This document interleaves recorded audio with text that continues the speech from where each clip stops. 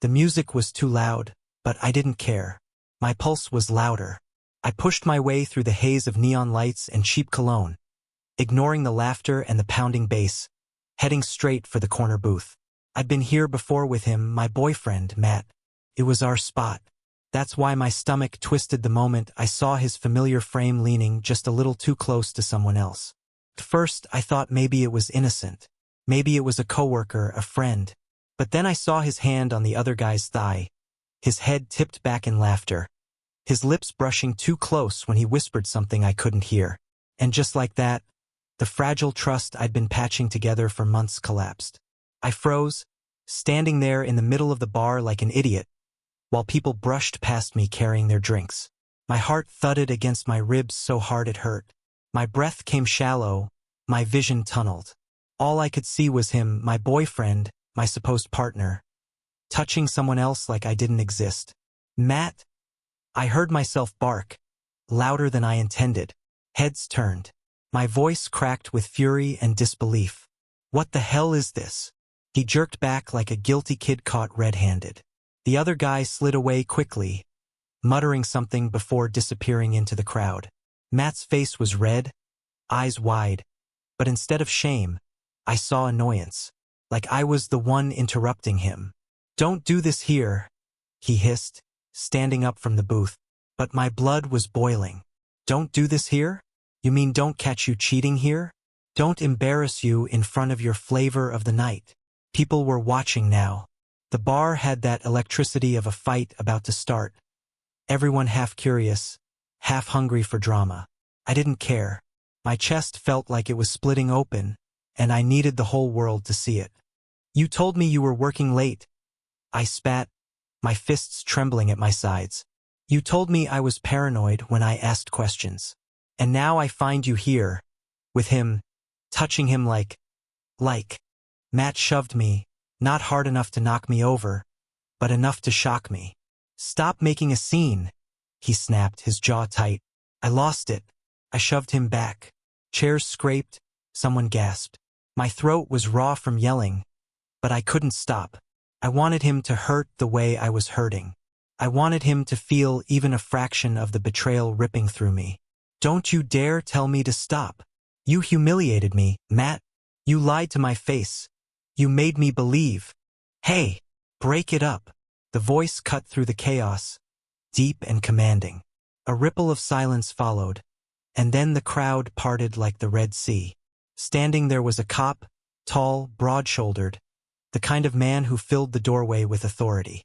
His uniform was crisp, his eyes sharp under the brim of his cap. He moved toward us, steady, unhurried, like he'd seen 100 scenes like this before. My stomach plummeted. Great, just great. First I lose my boyfriend, now I get arrested for disorderly conduct in front of half the city.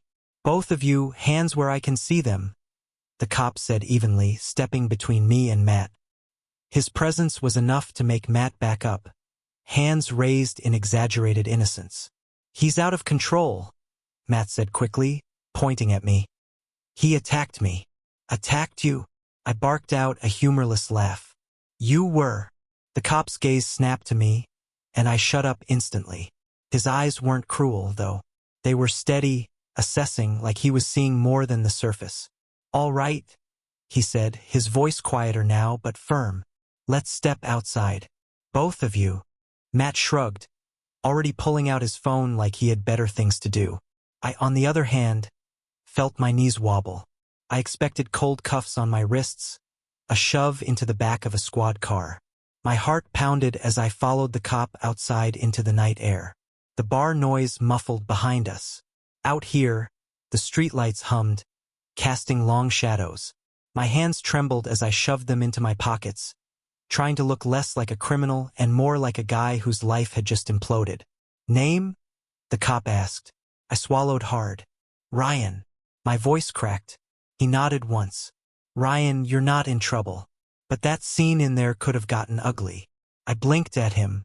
"Not in trouble?" "No," his tone was blunt, matter of fact. "You're not drunk, you're not carrying, and you didn't throw the first punch. You're hurt. I can see that. but you need to cool off before you do something you regret. For a moment, I just stared at him.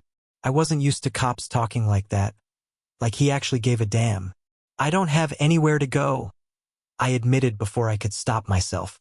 The words felt raw, too honest. My apartment was half mats, and the thought of going back there made bile rise in my throat.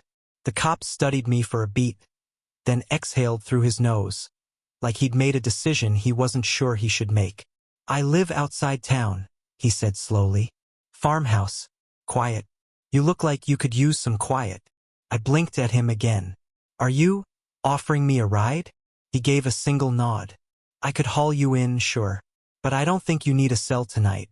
You need a place to breathe. Disbelief coursed through me. This had to be some kind of trick, some test.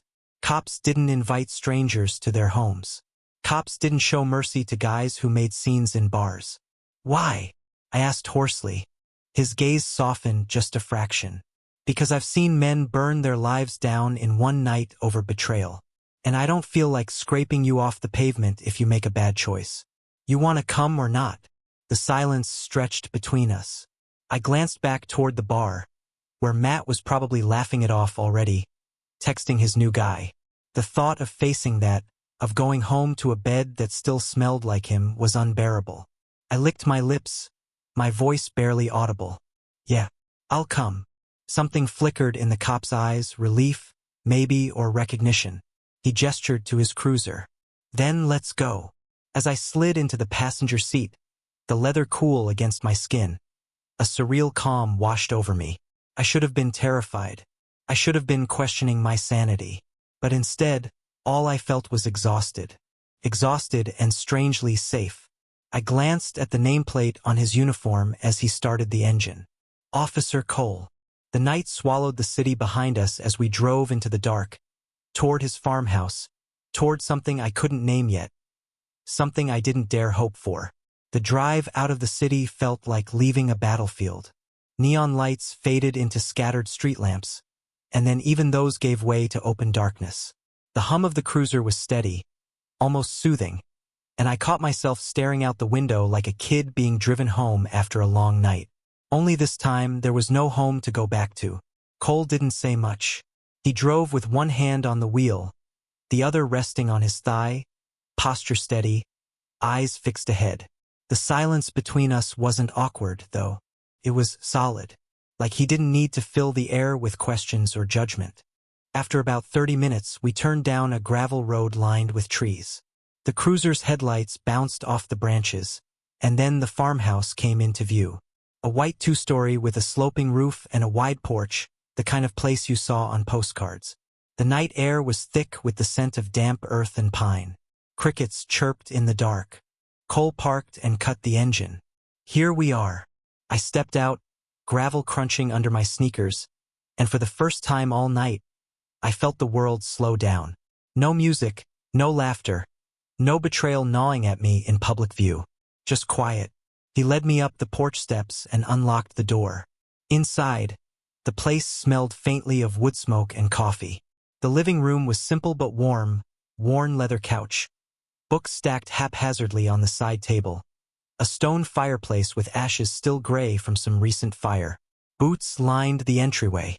A framed photo of a horse hung on the wall. Not much, Cole said, setting his keys down in a bowl. But it's quiet. And no one's gonna bother you here.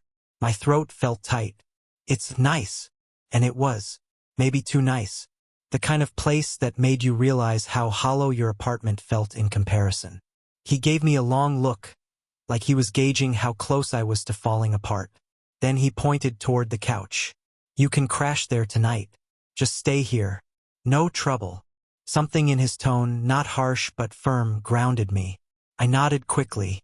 Yeah. No trouble. He moved into the kitchen, and I followed, hovering in the doorway. He opened the fridge, pulled out a carton of eggs, a block of cheese, and a loaf of bread. You hungry? He asked. I blinked at him. You don't have to. I asked if you're hungry, he interrupted, already cracking eggs into a pan. The smell of butter hit me, rich and comforting, and my stomach betrayed me with a loud growl. I hadn't eaten since lunch. Yeah. I admitted quietly. I guess I am. He cooked in silence, moving with practiced ease. It was strange watching a man in uniform, all authority and control, standing barefoot in his kitchen, stirring scrambled eggs like it was the most natural thing in the world. When he slid a plate across the counter toward me, I hesitated before sitting down.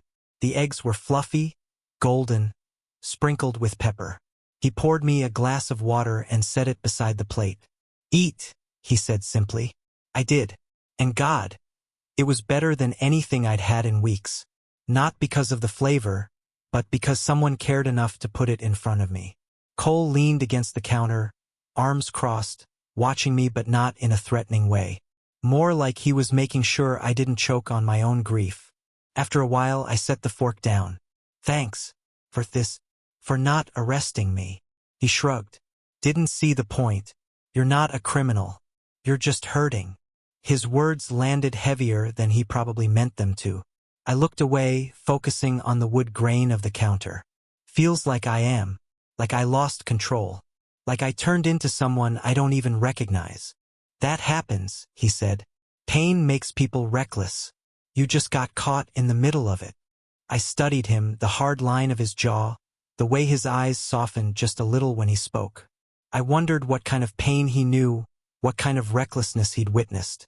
But I didn't ask. Not yet. Instead, he broke the silence. There's a blanket in the trunk by the couch. Should keep you warm. I'll be upstairs if you need anything. I nodded, standing awkwardly, unsure if I should thank him again or just disappear. The farmhouse was quiet, save for the hum of the fridge and the tick of a clock on the wall. I walked into the living room, found the blanket, thick, woolen, smelling faintly of cedar, and curled up on the couch. The cushions sagged in a way that felt lived in, comforting. I pulled the blanket around me, sinking into it like a shield. But sleep didn't come easy. My mind replayed the night on a loop. Matt's hand on that stranger's thigh, the look on his face when I confronted him, the way he shoved me like I was disposable. My chest ached, and I clenched the blanket tighter. Then I heard footsteps. Cole's. He came down the stairs, his heavy tread slowing when he reached the bottom. I kept my eyes closed, pretending to sleep. For a moment, I thought he might keep walking past. But instead, I felt the blanket shift, tucked more securely around me. Gentle, deliberate. Then the faint scent of his soap, clean and sharp, lingered before the footsteps retreated back upstairs. I exhaled shakily, my heart thudding. It was such a small thing, tucking me in, but it cracked something in me. No one had done that in years. Not my parents, not Matt. And that was the dangerous part, because in that small, quiet gesture, I felt something flicker. Not attraction, not yet, or maybe it was, but dulled by exhaustion and grief. Whatever it was, I knew I couldn't afford it. He was a cop. He was a stranger. He was a man with his own life, his own rules. And I was just a broken idiot on his couch. Still, as sleep finally crept in, I couldn't stop the thought that drifted with me into dreams. Maybe this farmhouse wasn't just a place to cool down. Maybe it was the first place in a long time where I felt safe enough to breathe. Morning sunlight streamed through the thin curtains, landing across my face and dragging me awake. For a moment, I forgot where I was. The farmhouse was too quiet, too still compared to the city. No traffic, no phones buzzing, no Matt humming in the shower like nothing was wrong. Just birds outside and the faint creak of wood settling. I sat up slowly, the wool blanket slipping off my shoulders. That's when I noticed it, my hand throbbing. A dull, insistent sting. I turned it over and winced. A thin but nasty cut stretched across the heel of my palm. Must have been from last night when I slammed my hand against the bar counter. I hadn't felt it in the chaos, but now the skin was red, swollen around the edges, tacky with dried blood. Damn! I muttered under my breath. You're up. I looked up fast. Cole was standing in the doorway, his uniform shirt unbuttoned at the collar, sleeves rolled. He must have been up for hours already. He had that sharp, awake look about him. He nodded toward my hand. Let me see. It's nothing, I said quickly, tucking my hand against my leg. He arched a brow. That's not nothing. Come on. I shook my head, embarrassed. I've had worse. It'll heal. His tone sharpened. Ryan, don't argue. You don't want it getting infected. Something in the way he said my name, firm but not unkind, made me sigh. Reluctantly, I extended my hand. He crossed the room, crouching in front of me. His hands were big, steady, calloused in a way that said he knew real work. He cradled mine carefully, turning it palm up.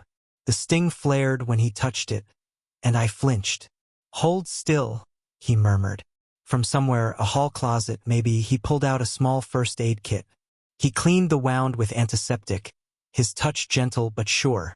The cool sting made my eyes water. I bit the inside of my cheek, refusing to make a sound. You always this stubborn? He asked, a hint of amusement in his voice. I tried to smirk. Only when strange cops insist on playing nurse. That earned me a ghost of a smile. He wrapped the bandage snug but not tight, fingers brushing my skin in ways that made my pulse quicken for reasons I didn't want to examine. There, he said finally, sitting back on his heels.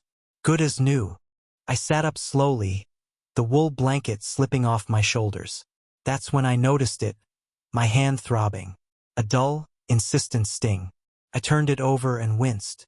A thin but nasty cut stretched across the heel of my palm. Must have been from last night when I slammed my hand against the bar counter. I hadn't felt it in the chaos, but now the skin was red, swollen around the edges, tacky with dried blood. Damn! I muttered under my breath. You're up. I looked up fast. Cole was standing in the doorway, his uniform shirt unbuttoned at the collar, sleeves rolled. He must have been up for hours already. He had that sharp, awake look about him. He nodded toward my hand. Let me see. It's nothing, I said quickly, tucking my hand against my leg. He arched a brow. That's not nothing. Come on. I shook my head, embarrassed. I've had worse. It'll heal. His tone sharpened. Ryan, don't argue. You don't want it getting infected. Something in the way he said my name, firm but not unkind, made me sigh. Reluctantly, I extended my hand. He crossed the room, crouching in front of me. His hands were big, steady, calloused in a way that said he knew real work.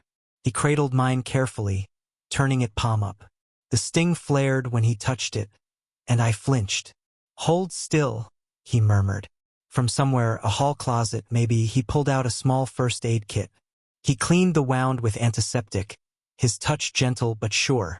The cool sting made my eyes water. I bit the inside of my cheek, refusing to make a sound. You always this stubborn?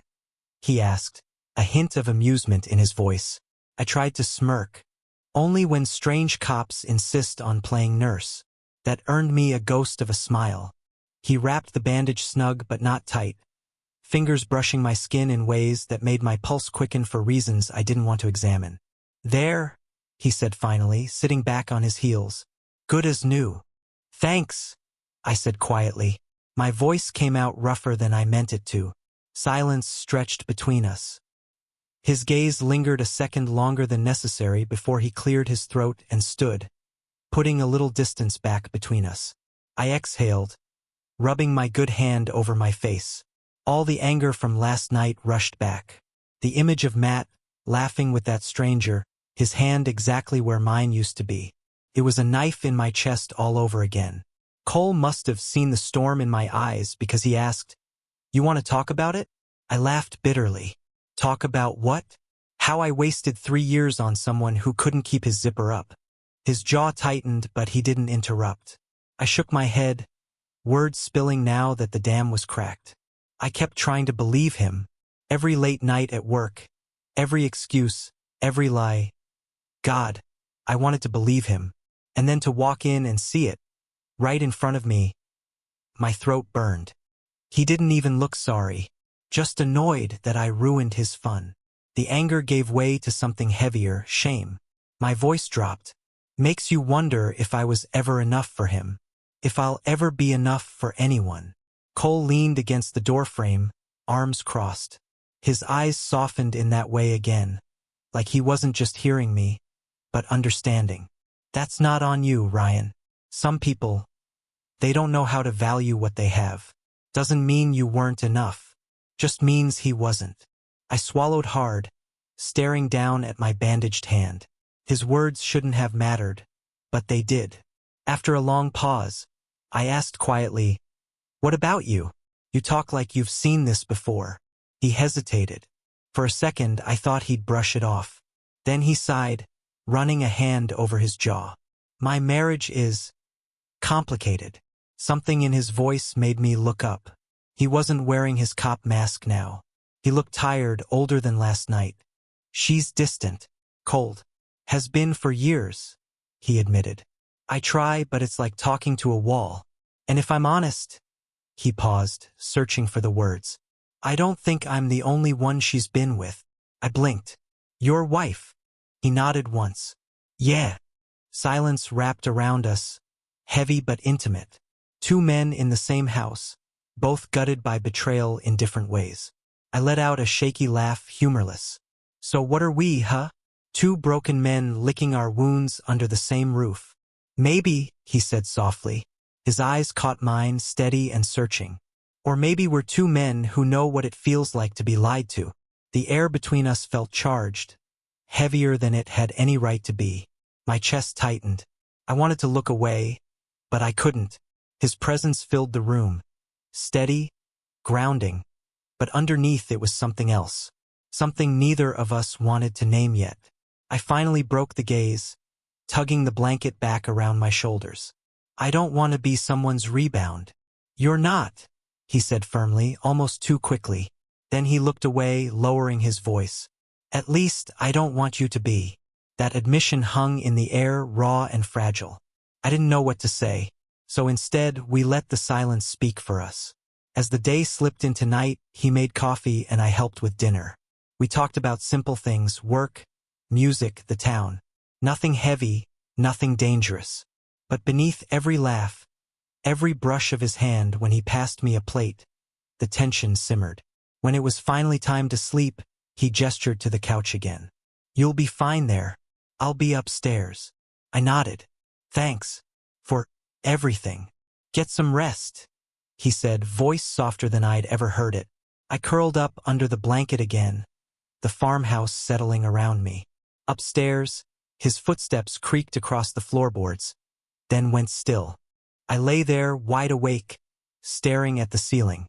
My chest ached with exhaustion, but my body buzzed with something else. Anticipation, longing, fear. We were both broken, both scarred. Maybe that's all it was. Two men reaching for warmth in the cold.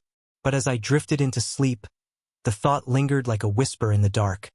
Or maybe, just maybe, it was the beginning of something neither of us saw coming.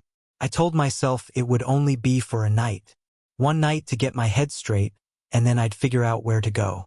But morning came, and then another, and somehow I was still there.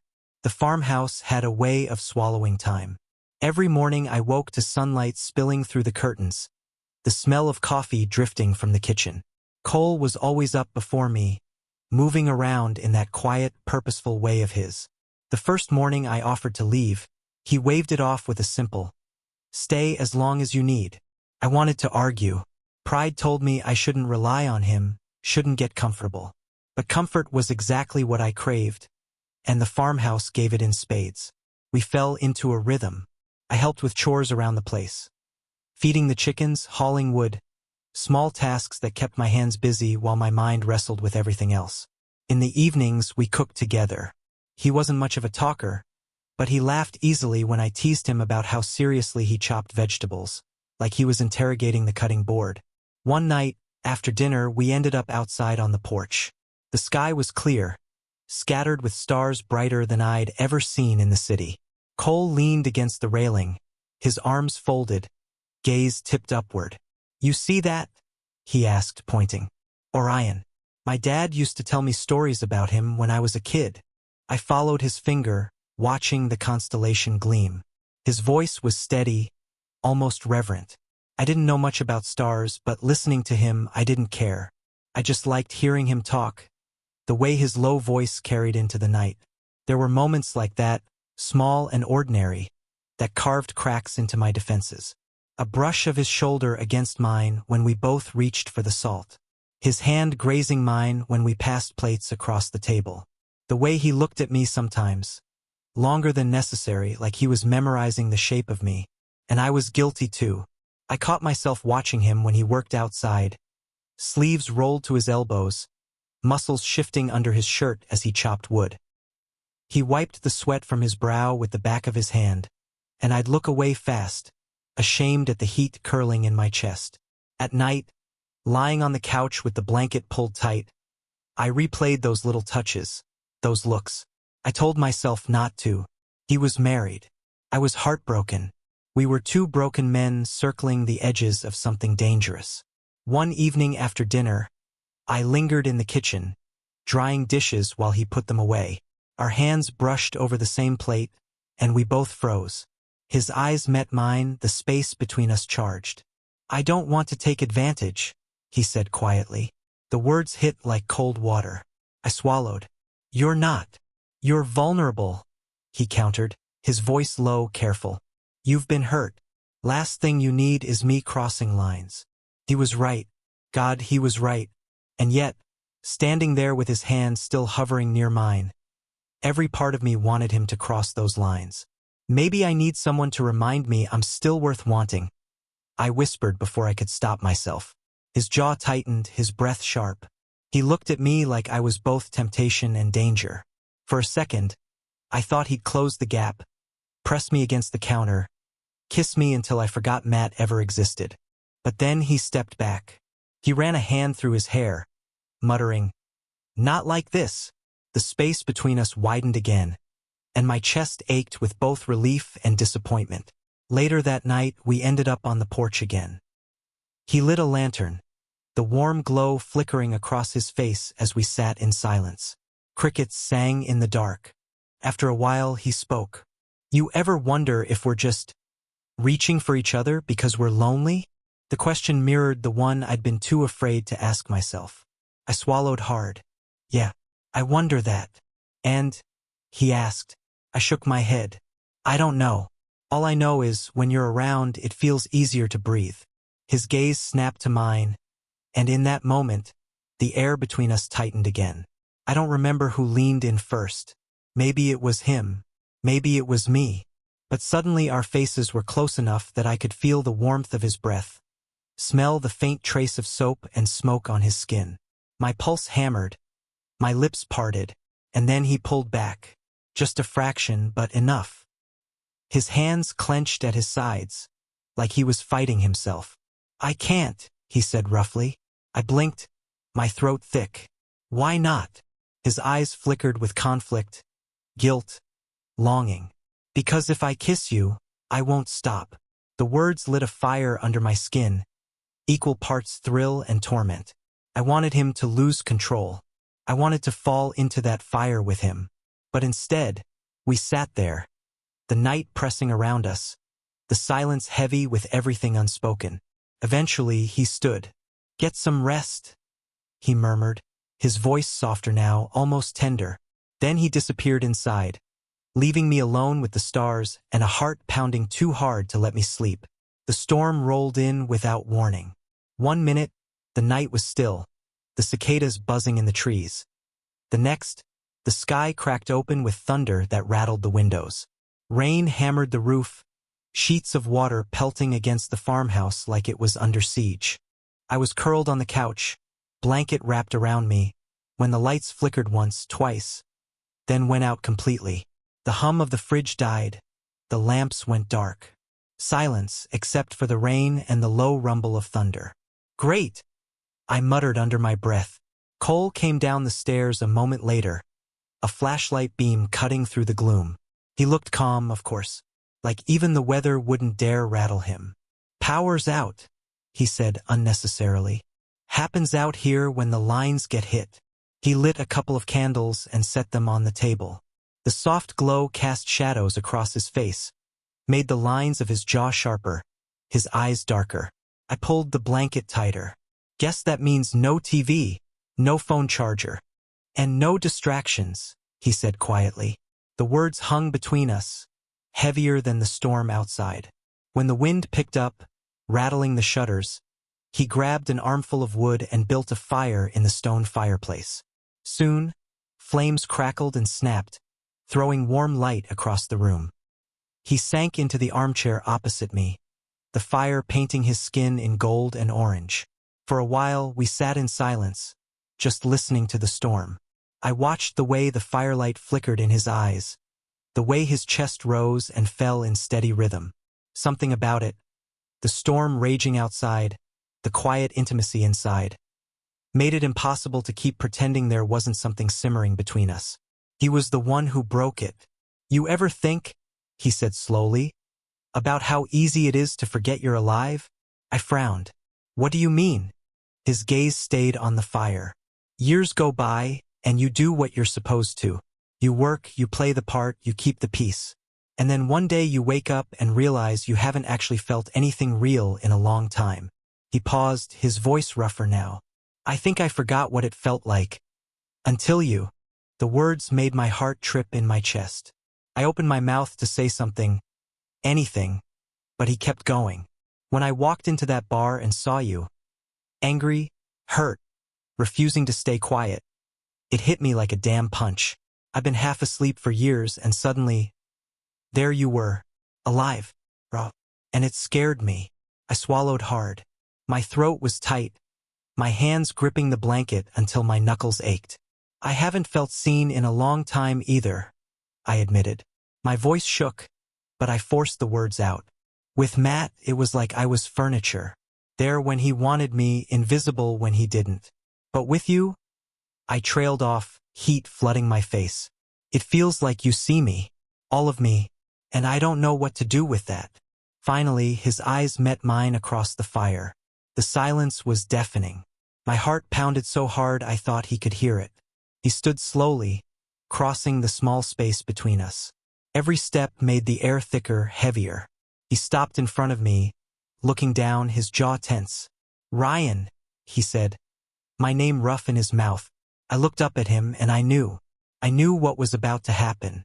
I wanted it, feared it, craved it. He leaned down, slowly, giving me every chance to pull away. His hand brushed my cheek, calloused fingers surprisingly gentle. And then his lips met mine.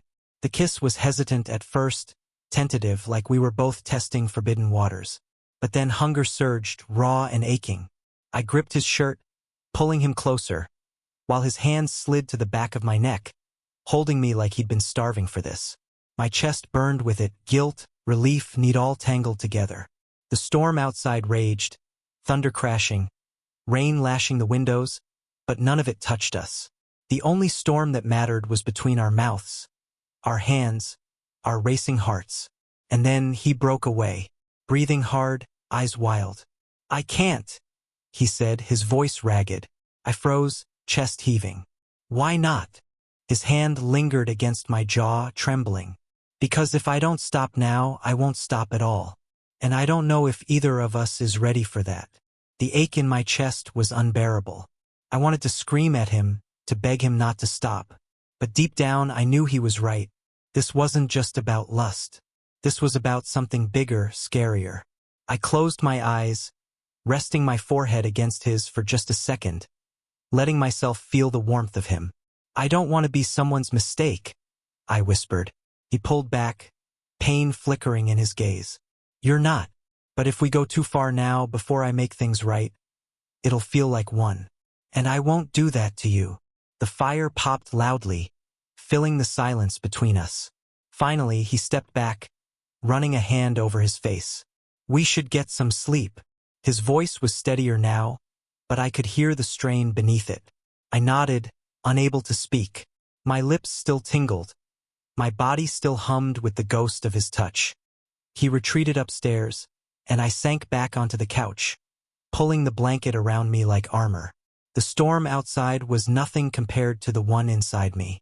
I lay there for hours, staring at the fire until it burned low, my mind replaying the kiss again and again. It was everything I wanted and everything I feared. Hesitancy, longing, guilt. It was all there, tangled together. And as the storm finally began to ease, I realized one truth I couldn't run from anymore. I wanted him. Not as a distraction, not as a rebound. I wanted him because, for the first time in years, I felt alive too. I thought the storm from the night before had passed. But I was wrong. The real storm arrived the next afternoon, pulling into the driveway in a silver SUV.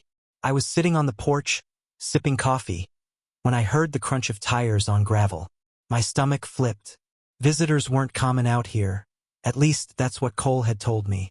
The door swung open, and there she was. Tall, sharp-featured, hair pulled back so tight it looked painful. Her heels clicked against the porch wood as if she owned the place. Her eyes scanned me first, narrowing with suspicion, before darting past me. "Cole," she called, her voice sharp enough to cut glass. "We need to talk." My throat went dry. I stood so quickly I almost spilled my coffee. Before I could stammer out a word, Cole appeared in the doorway behind me, his face set in a grim mask. "Caroline," he said flatly. She folded her arms, her lips curling in a tight, bitter smile. "So it's true. You're hiding someone here." "I'm not hiding anyone," he said evenly. His hand rested lightly on the doorframe, a tension in his shoulders I hadn't seen before. "Ryan's a guest. That's all." Her gaze raked over me, dismissive and scalding all at once. "A guest? That's what we're calling it now." The air was too thick, and I couldn't breathe in it. I mumbled something incoherent and slipped past them into the house, heart pounding. I didn't want to be there when the knives came out. From the living room, I could still hear them. "You're unbelievable," Caroline snapped. "Do you have any idea what this looks like? Me driving up here, seeing you play house with some boy on the porch." "Don't," Cole warned, his voice low. "What? Don't point out the obvious? You think people in town won't notice? You think they won't start whispering?" "God, Cole, you've always been so naive." His reply was steady, though I could hear the strain under it. "Ryan has nothing to do with our problems." I sank onto the couch, pressing the heel of my hand to my forehead. Problems. That word alone was enough to make bile rise in my throat. I wasn't supposed to be part of someone else's problems. "You don't even deny it anymore, do you?" she hissed. "That we're broken. That this, whatever this is between us, it's over." The silence stretched. Then she laughed, bitter and sharp. "You've stopped pretending. I should have known. God forbid you face me like a man. No, you'd rather find comfort somewhere else." "I haven't," Cole started. "Oh, don't lie to me," she cut in, her voice rising. "You think I don't notice? The late nights, the excuses, the way you don't even look at me anymore? Don't act like I'm the only one who strayed." My chest tightened. There it was, the confirmation. She'd had her own affairs, maybe more than one. And yet she stood there, cutting him down, acting like the victim. "You stopped loving me years ago," Cole said finally. His voice was calm, almost too calm. "You know it. I know it." Her laugh was hollow. "Love, don't make me laugh. You married this farm. You married your damn badge. You never married me." I couldn't listen anymore. Guilt gnawed at me, sharp and merciless. I slipped out the back door, circling around to the barn. My chest heaved as I paced, the words replaying in my head. This was wrong. All of it. I was standing in the ruins of someone else's marriage, feeling something for a man who still had ties he hadn't cut. Even if she'd betrayed him, even if he was lonely, even if last night's kiss had set my entire world on fire, none of it changed the truth. I was the other man. I gripped the barn railing, the wood rough under my bandaged palm. My stomach churned. I'd been cheated on, humiliated, discarded, and now I was doing the same thing to someone else, even if I hadn't meant to. I heard their voices again, drifting closer, sharp through the rain-soaked air. "You'll regret this, Cole," Caroline snapped. "Throwing away a marriage for some lost stray you dragged in. What happens when he leaves you too? What happens when you're left with nothing?" My breath hitched. A stray. That's what I was to her. A stray. And the worst part was, she wasn't wrong. I didn't belong here. I was a guest, temporary. A mess bleeding into a life that wasn't mine. The guilt pressed down so hard it nearly buckled me. I imagined packing my bag, slipping out before dawn, leaving a note. Thank you. I'm sorry. Inside, I heard the thud of a door slamming. Silence followed, then footsteps across the floorboards. A moment later, the porch screen squeaked open and shut. Her SUV roared to life, gravel spitting as she tore down the drive. I lingered in the barn, staring out at the muddy fields, heart pounding with something I couldn't name, shame, fear, longing all tangled together. The back door creaked open behind me. Ryan. His voice was quiet, tired. I turned, and there he was, framed in the doorway, the stormlight painting him in shades of gray. His eyes were weary, but there was no anger in them. Only something softer, something that twisted the knife in me even deeper. You heard, he said. I nodded. My voice barely worked. I should go. He stepped inside, closing the door gently. You don't have to. I don't want to be the reason, I said quickly, the words rushing out like they'd been waiting. The reason a marriage ends. The reason she... God, Cole, I know what it feels like to be betrayed. I can't... My voice cracked. I can't do that to someone else, even her. His jaw clenched, but he didn't move closer. He gave me space, his silence heavy but patient. I feel like I'm drowning, I admitted, pressing my palm to my chest. 1 minute I'm angry, the next I stopped myself before I said in love. Couldn't. Not when it felt like betrayal.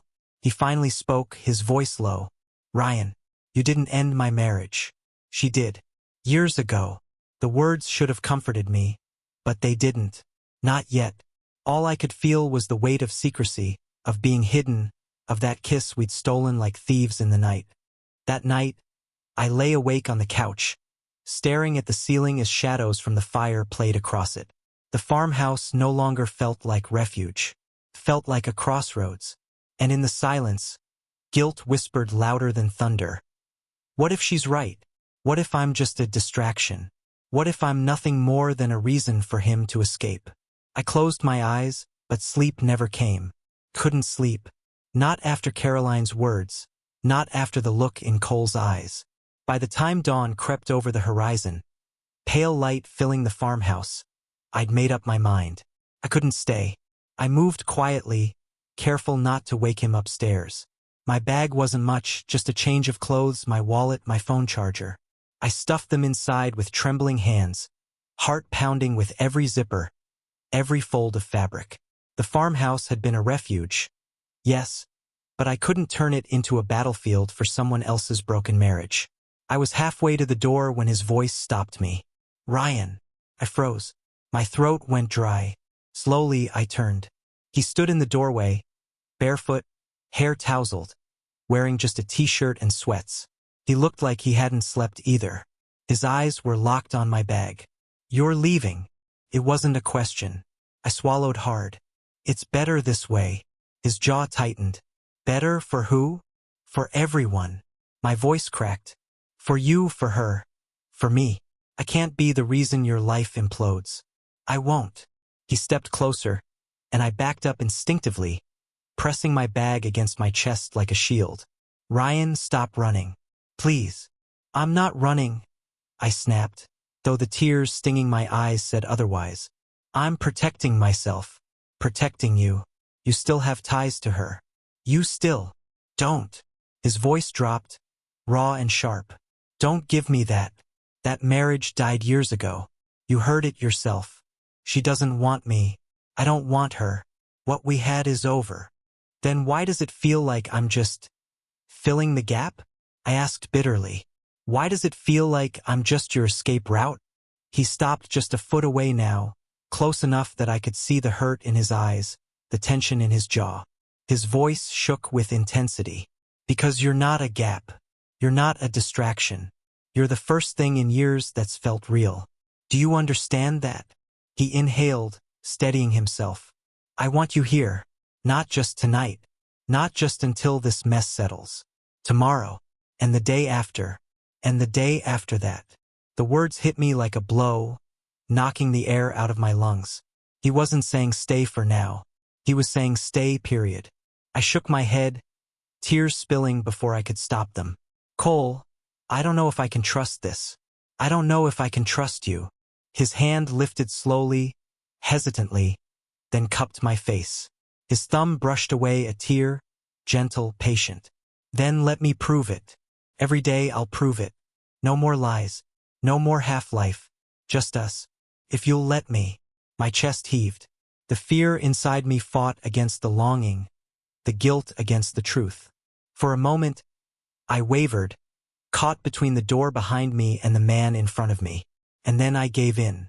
The bag slipped from my hands to the floor. I closed the distance, pressing my forehead to his, my eyes squeezing shut. I'm so damn scared, I whispered. Me too, he admitted, his breath hot against my lips. But I'd rather be scared with you than numb without you. That was all it took. I kissed him, hard, desperate, like I'd been holding my breath for days and finally let it out. He kissed me back with the same hunger, his hands pulling me closer, anchoring me to him. This wasn't the hesitant brush of lips from the storm. This was surrender. We stumbled backward toward the couch, laughter breaking between kisses when we nearly tripped over my bag. His mouth trailed down my neck, and I gasped, my hands tangling in his shirt. He whispered my name like a prayer, each syllable lighting me on fire. Clothes loosened, buttons undone. Not rushed but deliberate. Each touch lingering, reverent. It wasn't about lust alone. It was about proof, about need, about claiming something we both thought we'd lost. When we finally sank into each other, it was slow, careful, tender. Every movement felt like an answer to a question we'd been too afraid to ask. His hands held me steady. Mine clung to him like I'd never let go. There was no shame, no fear in that moment. Only the certainty that this was more than infidelity. This was truth. This was love, raw and imperfect, but ours. Afterward, we lay tangled together, the storm replaced by silence. His heartbeat thudded steady against my ear, grounding me. You're not leaving, he murmured, half asleep but certain. No, I whispered back, my fingers tracing idle patterns across his chest. I'm not. For the first time in a long time, the thought of tomorrow didn't scare me. Felt possible. Felt like a promise. The days that followed felt like stepping into a life I never imagined. Cole didn't hide anymore. He called Caroline, told her it was over. Not with shouting or slammed doors this time, but with quiet finality. I wasn't in the room when he did it, but afterward he came to me on the porch, his face pale but steady. I've closed that chapter, he said. I won't live a lie anymore. The words stayed with me. A man who spent his whole life keeping order, keeping things clean and contained, had chosen the messy truth instead. For me, for us, it was strange how quickly the farmhouse began to feel less like his and more like ours. Mornings started with coffee at the kitchen table, sunlight pooling across the wood, steam curling between us as we traded easy silences and small smiles. Sometimes he'd read the paper, and I'd pretend to be interested, though really I just watched the way his brow furrowed when he focused. After breakfast, we walked the fields together. He showed me the land like it was a part of himself, pointing out where the soil was richest, where the deer came at dusk, where his father once built a tree swing that had long since rotted away. I listened, storing every detail, as if learning the land meant learning him. There was laughter too. God, I hadn't laughed like that in years. Over burned toast when I forgot the timer. Over the stubborn rooster that seemed to hate me on sight. Over my terrible attempts at chopping wood, which he finally stopped by sliding in behind me, his hands guiding mine on the handle of the axe, his chest warm against my back. At night, the farmhouse glowed with more than firelight. It glowed with presence. The silence that once felt heavy now hummed with comfort. I cooked while he set the table. We teased each other over who made the better scrambled eggs. We curled up together on the couch. His arm draped over me like it belonged there. Every now and then, guilt flickered in the back of my mind. Old habits die hard. I'd catch myself wondering if I was still the other man. If the shadow of what came before would always linger. But then he'd look at me, really look at me with steady eyes and a kind of unshakable certainty, and I'd know. We weren't hiding. We weren't stealing moments. This was ours. The irony wasn't lost on me. The night I thought I'd lose everything, I had gained something I didn't even know I needed. I went from expecting cold steel cuffs to feeling warm hands steadying me. From thinking my freedom was gone to realizing I'd been given something far greater, belonging. The farmhouse itself became a symbol of that. It had been quiet, lonely, filled with walls that kept secrets. Now it was alive. With laughter, with footsteps, with the sound of two men choosing to be unafraid. One evening, as the sun dipped low and painted the sky in streaks of orange and pink, Cole and I stood at the edge of the field, watching the light fade. He slipped his hand into mine, not hesitant, not hidden, just certain. "This place feels different now," I said softly. He glanced at me, squeezing my hand. "Because it's not just mine anymore." I swallowed past the lump in my throat, realizing he was right. This farmhouse wasn't a stopover. It wasn't a hiding place. It was a home. For the first time in years, I didn't dread tomorrow. I welcomed it. And as we turned back toward the farmhouse, his arm brushing against mine, I thought the words that had been circling in me since that night in the bar, words I finally understood. I thought he'd take my freedom that night, but instead, he gave me a home, and a love I never thought I'd find.